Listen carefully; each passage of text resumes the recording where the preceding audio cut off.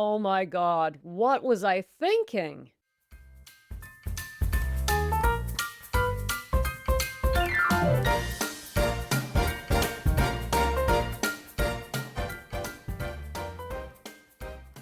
Hello, gals, and welcome to Sobriety Snippets for Ambitious Women Over 40, helping you put down the bottle and pick up conscious, happy living.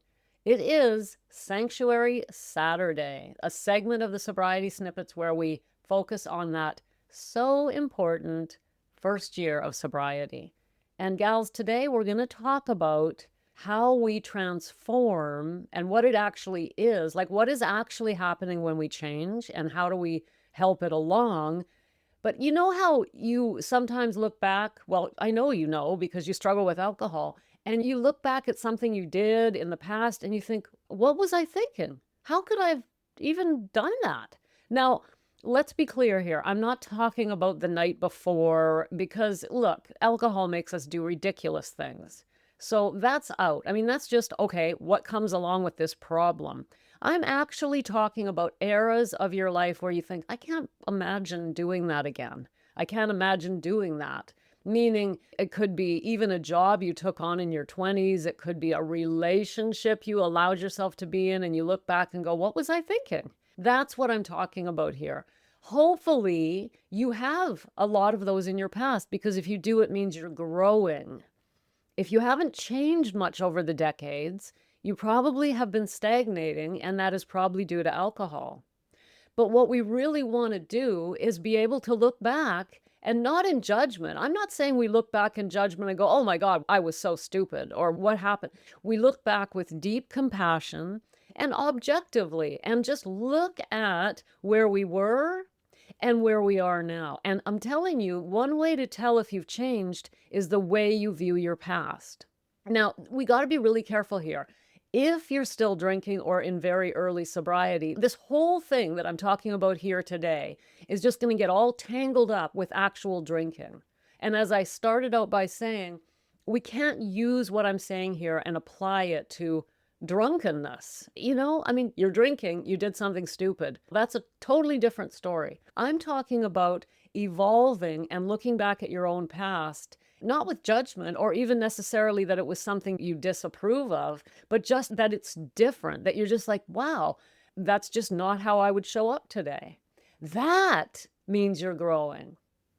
Right? And you can look back on that era or that year or that moment or whatever and say to yourself, wow, I had to go through that to get where I am now. So I'm grateful for it, for what I learned. I'm grateful that I went through it, but I'm so relieved, so glad that I don't have to suffer with that anymore or struggle through that anymore because I can see it differently now.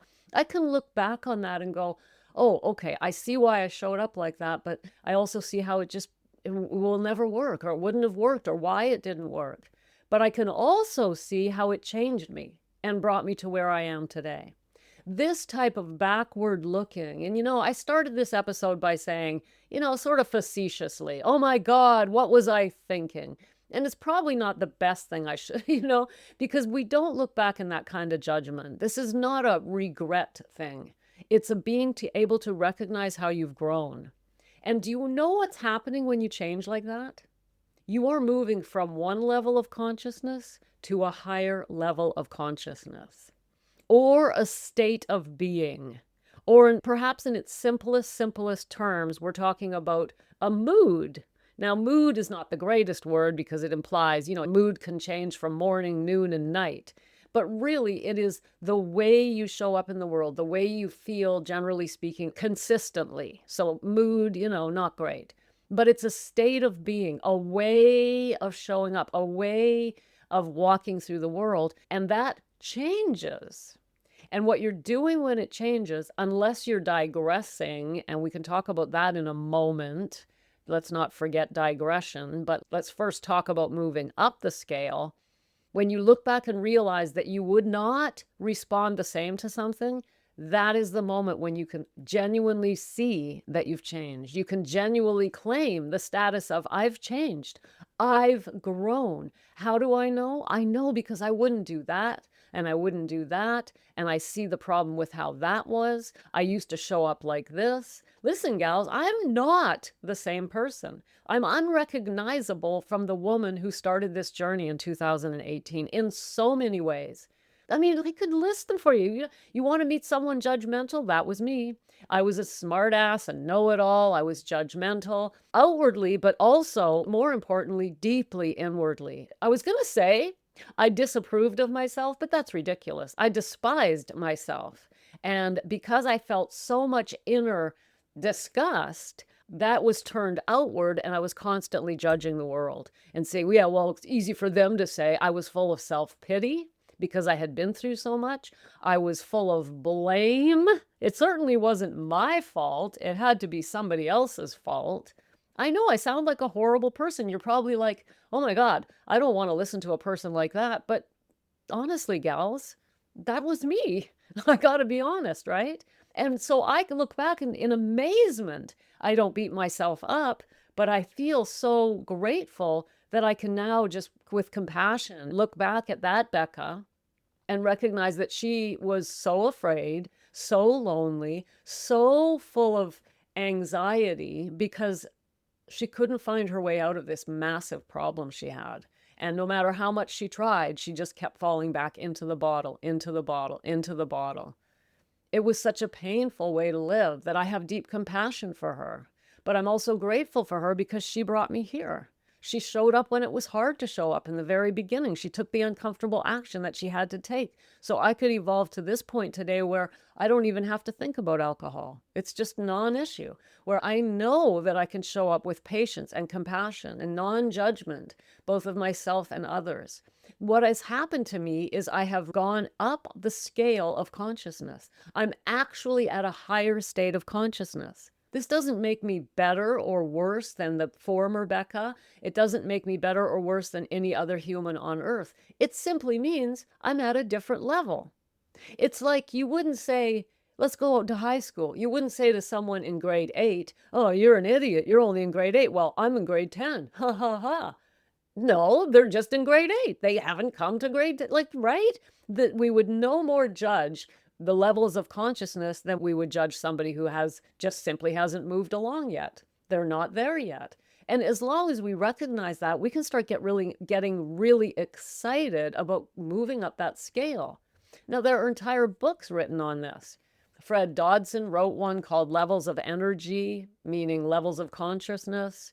There are many books on moving up the scale of consciousness. Others call it emotional sobriety or emotional growth, slightly different but similar enough.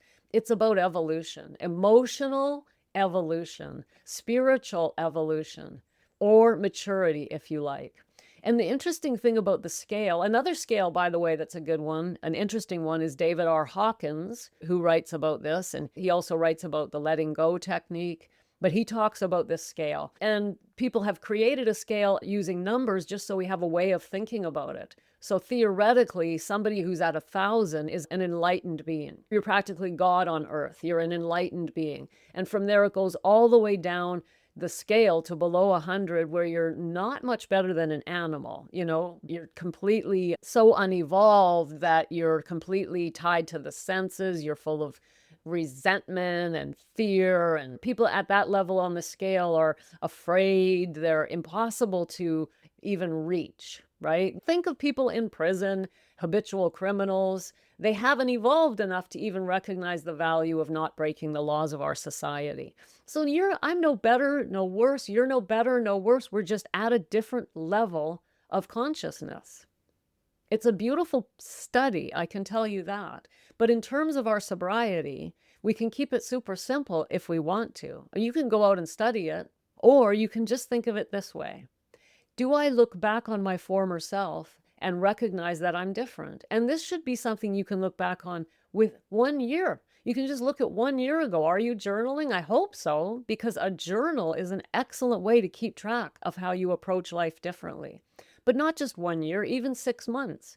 Evolution does take time, so don't go expecting to see a difference in 1 week or something like that. But you can If you're tracking, journaling your life, you're intentionally growing, you're on this journey of self-discovery, you're not just putting down the bottle, but you're in growth in this first year of sobriety, you will be able to see not just that you stopped drinking, but that you've changed. And as you're recording the journey and you're keeping yourself compassionate towards yourself, it's so easy here to fall into self-judgment and self-regret and start beating ourselves. How could I be so stupid? No, we just say, oh, look, I did that last October, but I actually couldn't do that today. That means I've grown. It doesn't mean I was evil. I was at a different level. I was in grade 8. Now I'm in grade 10. Let's go on up to grade 12 and see what happens, right? So levels of consciousness or levels of energy or levels of emotional maturity, call it what you will. This is the journey we're on here, gals. And if all you've done is put down the alcohol and you're holding on tight and hoping for the best and going along day by day, how are you growing? How are you able to track this growth? Are you intentional about your growth? Are you aware of the areas in your life that need to be focused on? What are your weaknesses? Can you even admit them? Can you see them? No, by the way, you cannot. All of us have blind spots. Not just all of us, but all of us, okay? We have blind spots. That's why I'm always being coached, always being supported, because we cannot see ourselves clearly, gals. Maybe once you're an enlightened being and you're floating around with the angels, okay. But until then, you're subject to the laws of this society in which we live. And in this society, we live with blind spots. We can't see ourselves.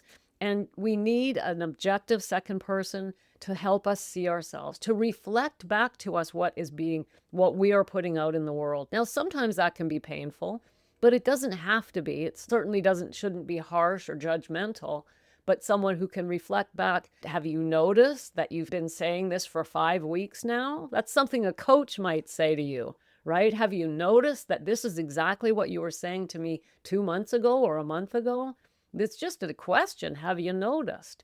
And if you haven't noticed, that's a blind spot. And then you can go, oh, let me go away and think about that. Of course, if you're not ready for coaching, you might just go, yeah, screw you, up yours. And that means you are at a lower level of consciousness.